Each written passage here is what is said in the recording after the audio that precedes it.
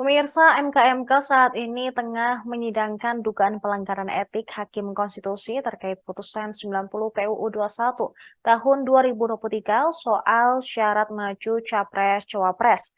9 hakim dilaporkan terkait putusan tersebut dan paling banyak menuju ke Ketua MK Anwar Usman.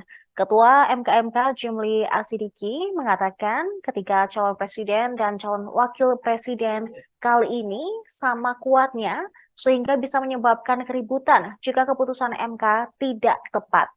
Karena keputusan MK atau putusan nomor 90 kemarin meloloskan Gibran sebagai cawapres pendamping Prabowo. Karena memang diketahui Gibran belum berusia 40 tahun, namun dia memenuhi syarat lain yaitu sedang menjadi kepala daerah. Terkait putusan MKMK, apakah bisa merubah putusan Mahkamah Konstitusi nomor 90 tersebut dan berdampak pada pencalonan presiden dan wakil presiden di pemilu 2024? Jimli tak berkomentar banyak. Dia hanya mengatakan bahwa putusannya akan dibacakan pada Selasa 7 November 2023. Jimli berharap dengan putusan MKMK besok bisa memberi solusi terbaik. Dijelaskan mulai hari Senin, MKMK akan membahas rancangan putusan. Dia juga menyinggung bahwa sidang hari ini berfokus pada terlapornya Hakim Konstitusi Arief Hidayat dan Saldi Isra. Keduanya digugat terkait dissenting opinion yang dinilai pelapor justru bukan berisi opini, melainkan curhatan dari para hakim. Jimli mengatakan bahwa hingga saat ini MKMK masih berusaha untuk mengurai perkara-perkara yang ada di dalam intern Mahkamah Konstitusi sehingga nantinya bisa memberikan solusi yang terbaik.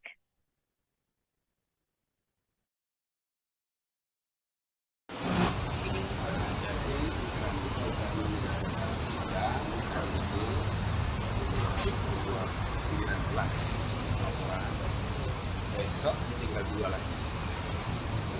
Ini memang perlu Itu dan sampai itu besok juga kami akan khusus memeriksa terakhir sekali lagi ada yang pertama dan yang terakhir yang paling banyak kan ada 2 ini dan cukup sekali dan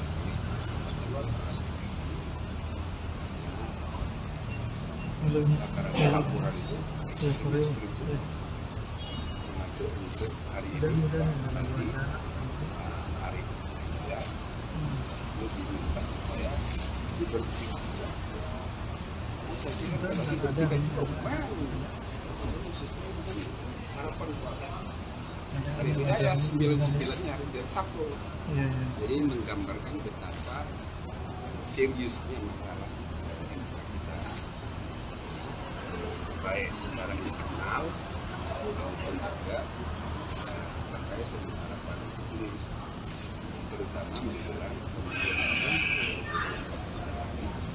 yang ujung dari perselisihan hasilnya di sini. Jadi peralihan kepemimpinan nasional kita kan harus kita pastikan berlangsung damai dan konsisten.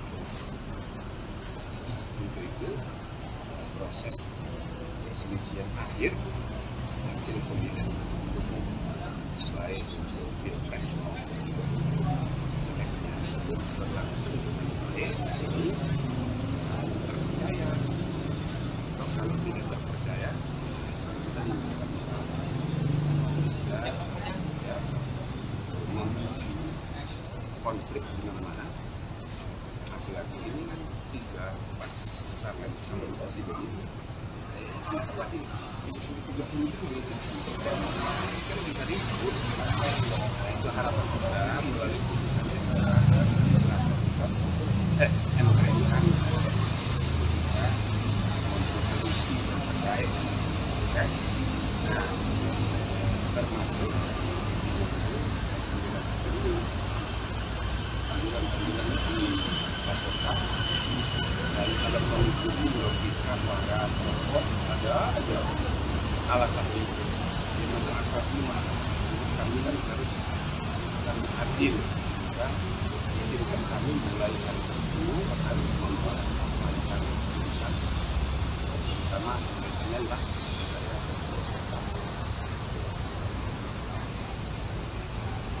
dari semua laporan dan persidangan.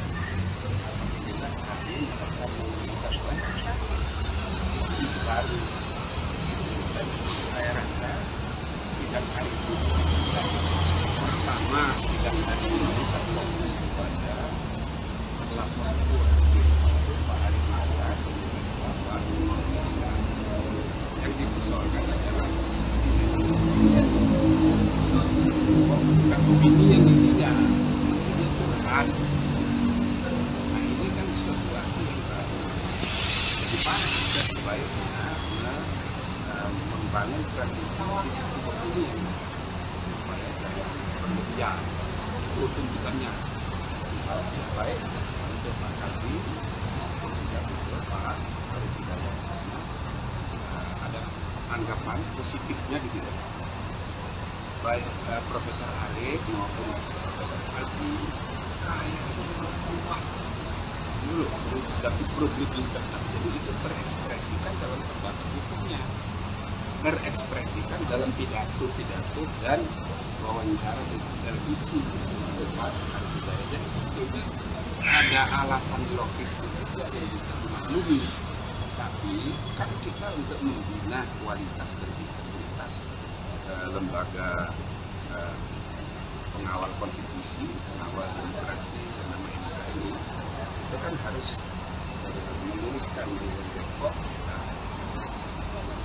termasuk juga mungkin saja ada semacam teguran kolektif tanpa menyebut nama untuk 99 karena terbukti misalnya tanpa harus menyebut siapa yang salah, yang jelas informasi rahasia di dalam di luar sudah tahu betul sekali, ya kan? Hanya Intel di sini wartawan baru-baru mirip-mirip Intel ini, ya, tapi itu kan hak Anda ya. Tapi maksudnya ini sesuatu yang rahasia kok dibuka keluar itu gimana? Selama ini hanya dugaan-dugaan, beda. Kok banyak betulnya sekarang ini gitu kan? Nah ini pasti sumbernya kalau bukan staf hakim. Kami udah periksa semuanya. Siapa ini? Dan kalau nanya majalah Tempo, ya kita harus hormati kebebasan pers, ya kan? Kita tidak mau menyentuh itu, jadi kita cari, masih kita cari siapa yang akan menjawab, termasuk soal-soal administrasi yang kecil-kecil. Nah ini termasuk yang bisa menjadi bahan untuk teguran kolektif. Yang kedua, kohesi dan kolaborasi inovasi birokrasi. Tapi semua waktu ini bisa jadi sekali lagi ya, ada 9 tiang menggambarkan tradisi struktural bernama ini harus diimbangi dengan independensi fungsional setiap hakim. Kalau setiap hakim itu adalah pilar constitutional truth and constitutional justice. Pilarnya 9. Nah, 9 orang itu kan mencerminkan 9 cara berpikir yang hidup dalam masyarakat. Jangan apa-apa mereka itu berdebat habis satu meja misalnya gitu. Tapi kalau keluar sudah ada putusan, ya harus menghormati. Tidak boleh emosi lalu bawa putusan Nah ini kenapa ya yang harus diperbaiki ke depan. Ini nggak boleh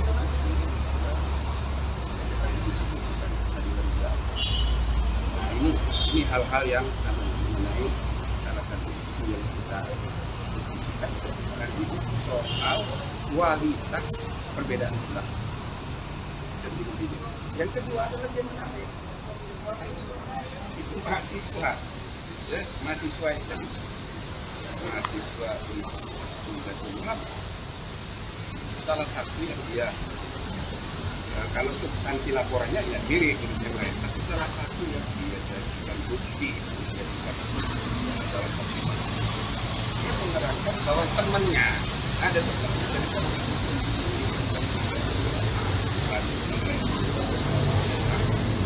mengajukan judicial review terhadap undang-undang undang-undang pemilihan umum yang baru saja diputus oleh MK, dan dia tadi minta supaya ada kepastian majelis hakim yang disidangkan itu tidak boleh ada debat, harus ada belakang. Nah, seperti ketentuan ayat undang-undang 18 ya, jadi ada majelis yang berbeda. Jadi saya rasa itu sangat prihatin. Dan saya itu diputuskan. Nah, ini mahasiswa fakultas yang lain atau perguruan tinggi yang lain. Oh, ini Universitas Nahdlatul Ulama yang belum lama. Yang beraktivitas yang perlu kita apresiasi. Jadi dia mengajukan judicial review terhadap undang-undang yang baru diputus, yang berubah, dan itu yang perkara nomor 9. Lalu kalau komposisinya berubah, kan bisa lain. Ini kreatif tuh, ya terlepas dari bagaimana nanti putusannya. Saya mengapresiasi dan saya mendorong semua mahasiswa. Nah, ini contoh ini seperti kreativitas mahasiswa Universitas Nahdlatul Ulama. Ini wujud dari partisipasi publik, khususnya partisipasi mahasiswa dalam mengawal kualitas dan integritas demokrasi. Gitu. Ya itu aja dari saya. Tadi kan sempat disinggung oleh Mas Diki soal dissentingnya Aldi dan Hidayat. Ya. Di dalam mobilnya, kan kalau kita perhatikan konteksnya, kalau misalkan mereka berbuat tidak melakukan kejanggalan di dalam dissenting ini, publik juga nggak tahu ada penetrasi. Makanya ada plus minus. Makanya biar kami nilai dulu gimana. Tapi tuntutan dari para pemilih, para ada yang melakukan ada yang melakukan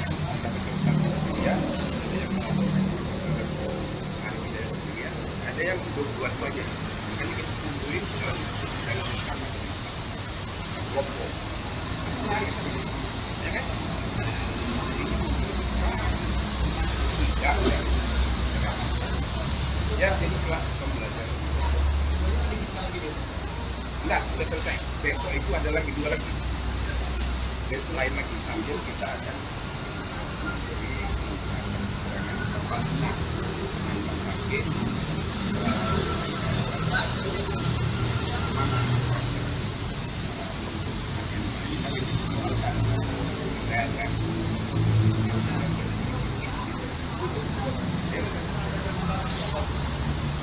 Pak, ada 2 kali, 1 kali, bukan 1 kali. Ya, tapi Pak,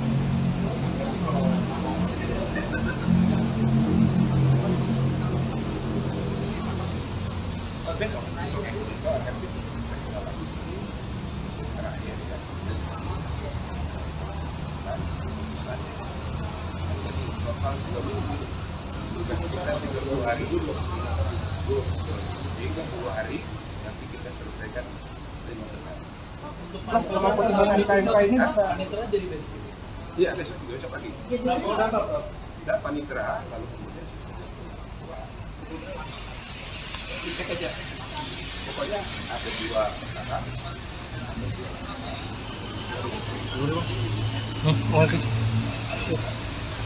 Nah, panitera yang diperiksa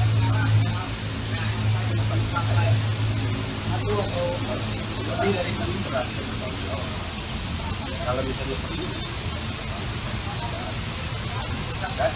untuk putusan MK sendiri bisa mengganti dengan putusan tunggal itu. ya itu tidak tapi dipaksakan. Kalau misalnya pelatihan bisa meyakinkan MK untuk investigasi itu nanti polisinya jadi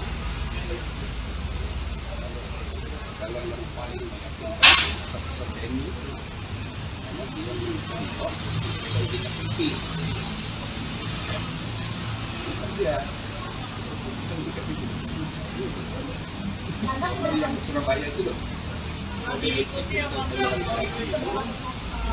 seberapa besar peluang laporan dari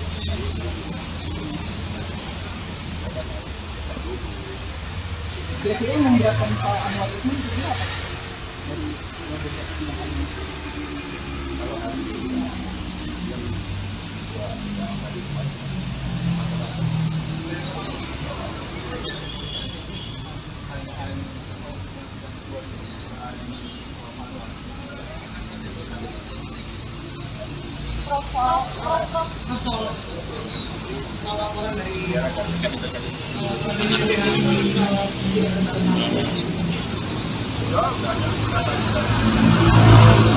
sudah kita klarifikasi.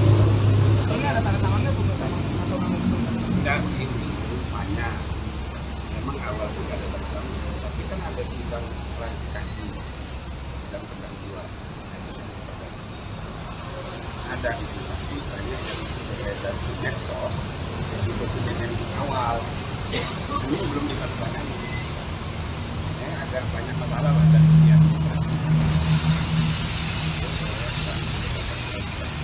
Itu ya, itu ada rapat klarifikasi. Kayak kita kan ada rapat klarifikasi.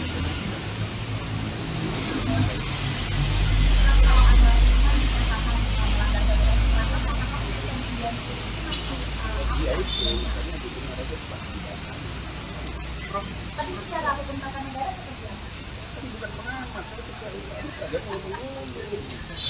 Itu kabar kali, sama dengan Pak itu nanti menyampaikan putusan. Tapi apa sih urgensinya Pak Anwar Usman di dua tahun? Saya kami kembali dan sudah yang pertama, akan mendengar yang lain. Bagi kami ya,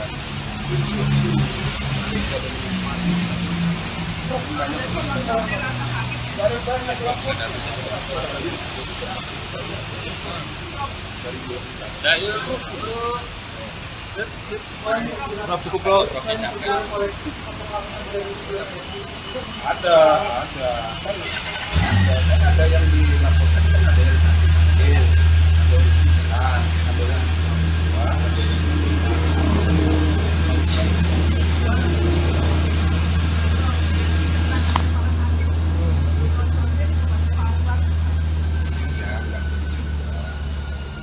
kita dapat data-data dari pelapor. Ini beda-beda. Dan termasuk kepada Pak Ketua itu diberi kesempatan untuk bela diri setelah dia mengikuti yang adil. Untuk yang KMK kapan berunding ya? Apa diskusi? Mulai Senin, ya itulah kami yang pulang dan draft putusan sudah ada sebatas kami belum. Kalau Senin doang berarti nggak alat lah kita Ya lah, kita 24 jam. Cuma bertiga. Kalau per 9 kan 9 kepala. Kalau 3 puluh.